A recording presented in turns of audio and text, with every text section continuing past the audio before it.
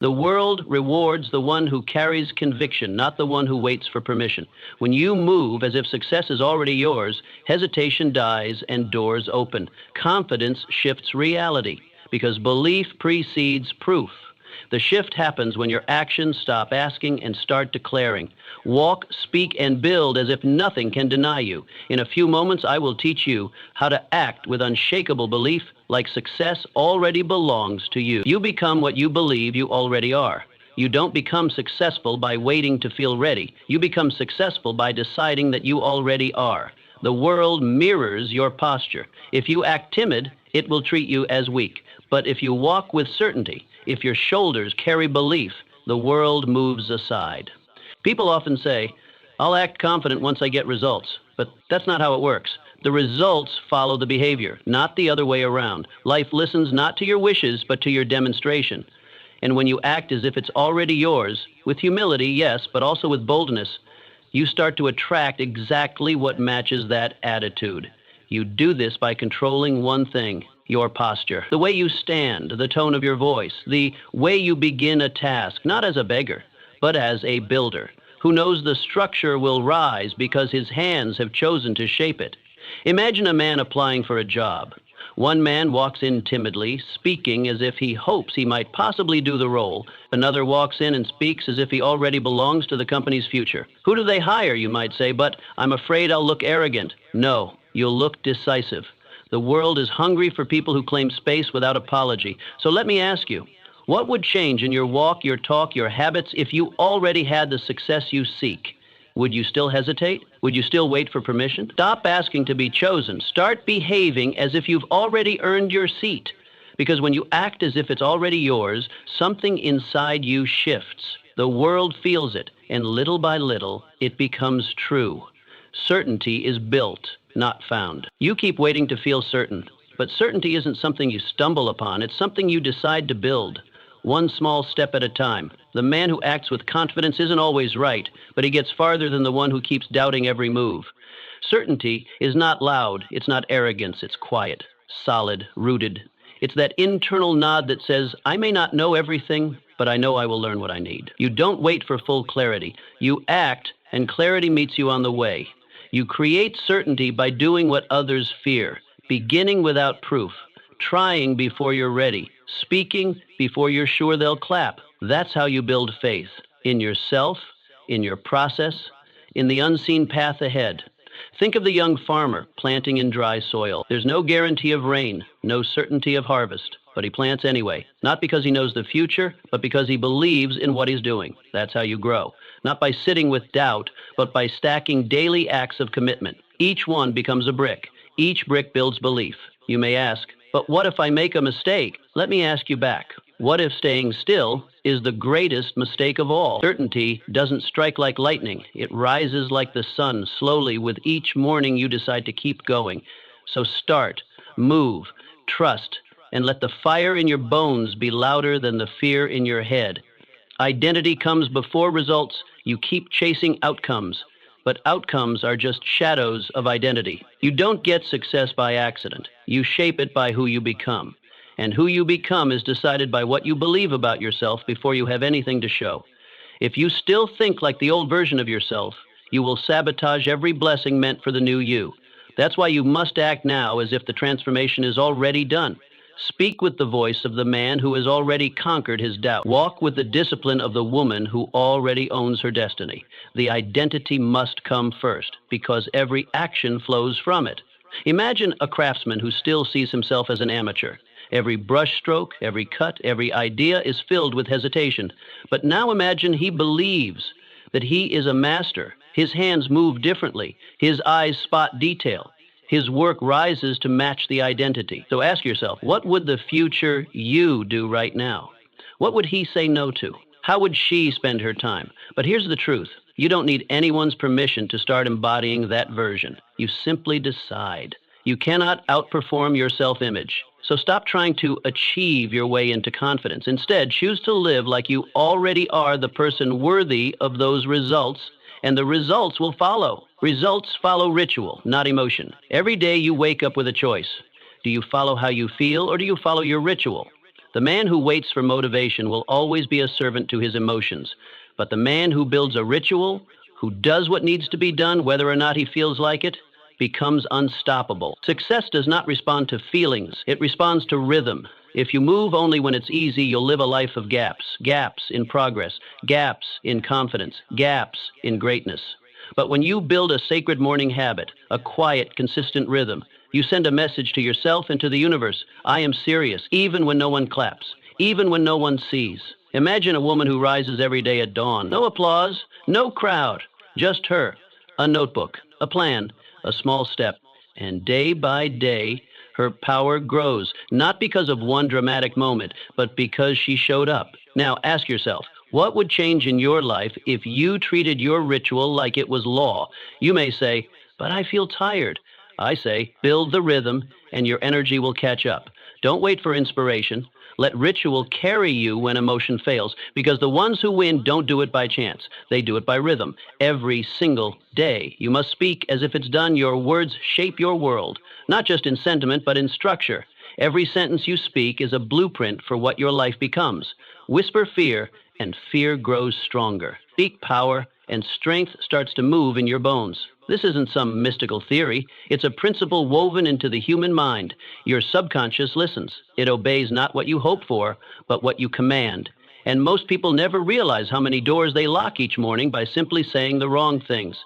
They say things like, maybe one day, or I'm trying. But trying is just a polite way of saying, I don't fully believe yet. And when you don't believe, why should the world, why should opportunity bow to uncertainty? You must speak as if your vision is real. Speak not from your current position, but from your destined position. Not as a beggar hoping to be noticed, but as a leader setting the terms of your life. You say, this is who I am. You say, this is what I do, even if no one is watching. Even if the bank account disagrees, even if the results haven't caught up yet, because speaking it is how you make room for it. The words are the soil and belief is the water. The moment you say it with certainty, your mind begins to stretch, your posture shifts, your behavior follows. Picture a man standing in front of barren land. There's no proof, no sign, no applause, but he says, here, I will build. And because he speaks with conviction, others begin to gather. They ask questions, they offer help, not because the land changed, but because his words revealed something invisible, belief, certainty, direction. The same is true for you. If you've been speaking in doubt, you've been shrinking your own path. But you can reverse it right now. You don't need a bigger platform. You need a stronger voice, not louder, clearer. Say, I am becoming disciplined. Say, I am the kind of person who finishes. Say, this dream is already mine. I'm just walking toward it. Because when your words align with your vision, your actions begin to follow. And when your actions follow consistently, your results catch up.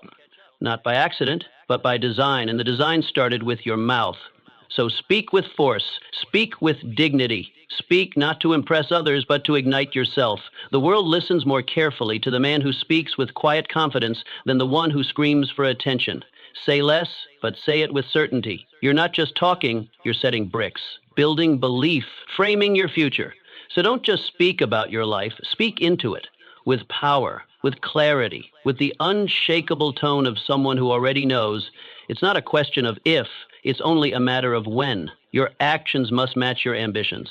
It's easy to dream big, to let the fire burn in your chest while you speak of goals, empires, and a life far greater than the one you're living now. But dreams, for all their beauty, mean absolutely nothing if your actions contradict them. You cannot claim to want excellence and live like you expect pity.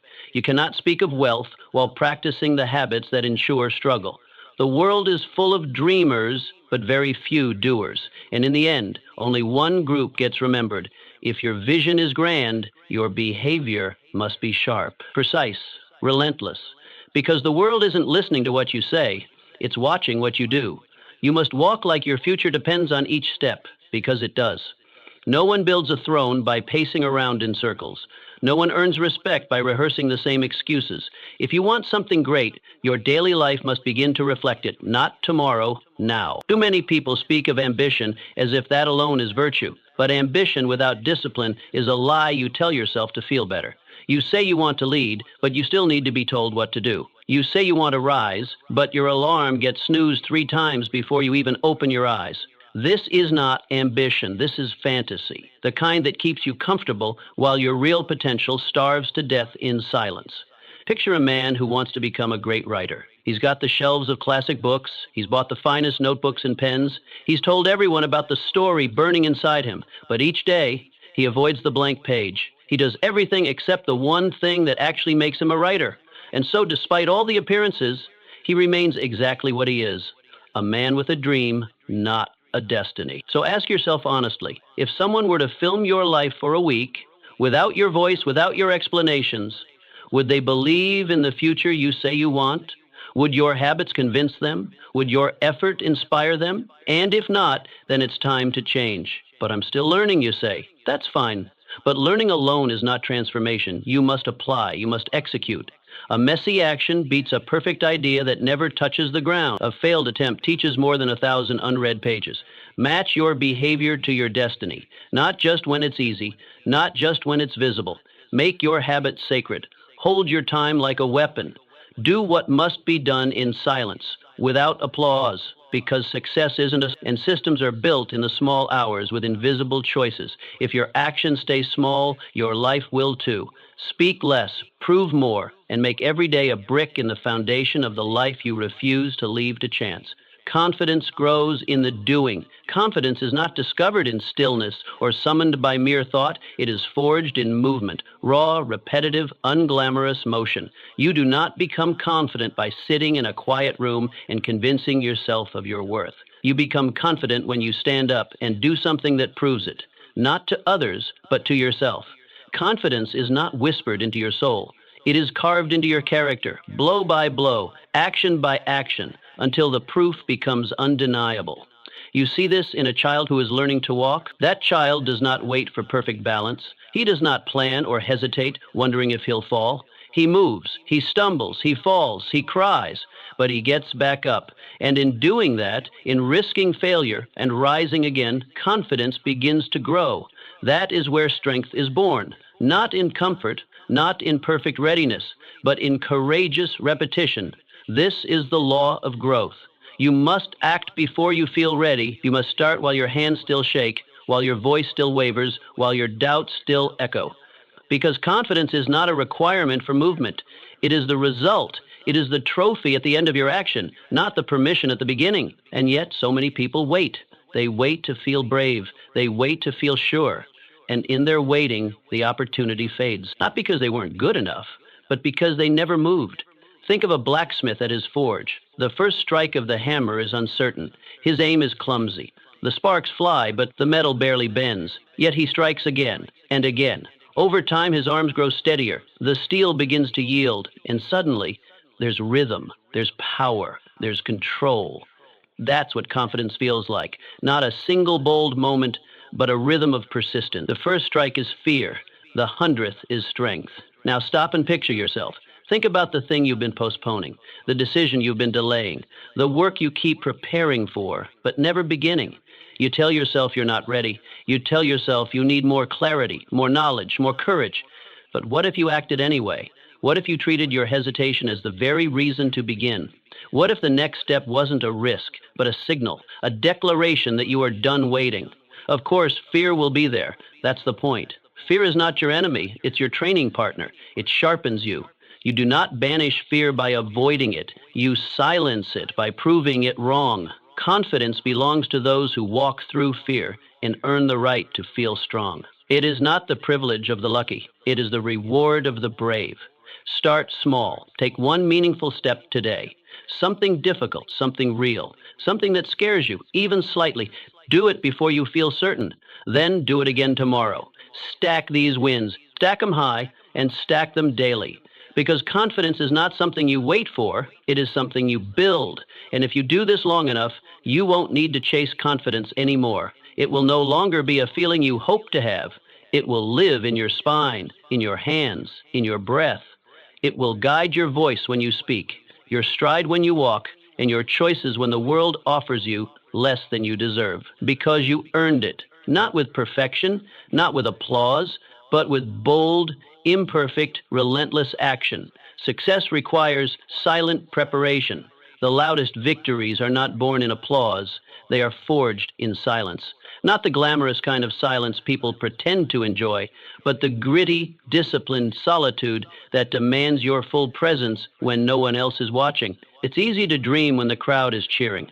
It's easy to post your goals, speak of your ambition, and collect approval like coins in a jar.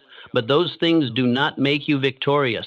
Noise doesn't build legacy. Work does. Quiet, consistent, often unseen work. The truth is harsh but freeing. It's not the spotlight that shapes your destiny. It's what you do in the shadows. It's the early mornings you wake before the sun because your vision won't let you rest. It's the long nights you spend learning, refining, repeating, while the world sleeps and forgets to care. These are the moments that matter, not the interviews, not the accolades, but the decision to rise when no one would notice if you didn't. People crave results. They hunger for recognition, for the world to validate their ambition. But few want the loneliness it takes to become great. Few want the grind without glory. Few want to train without the camera. But this is the price.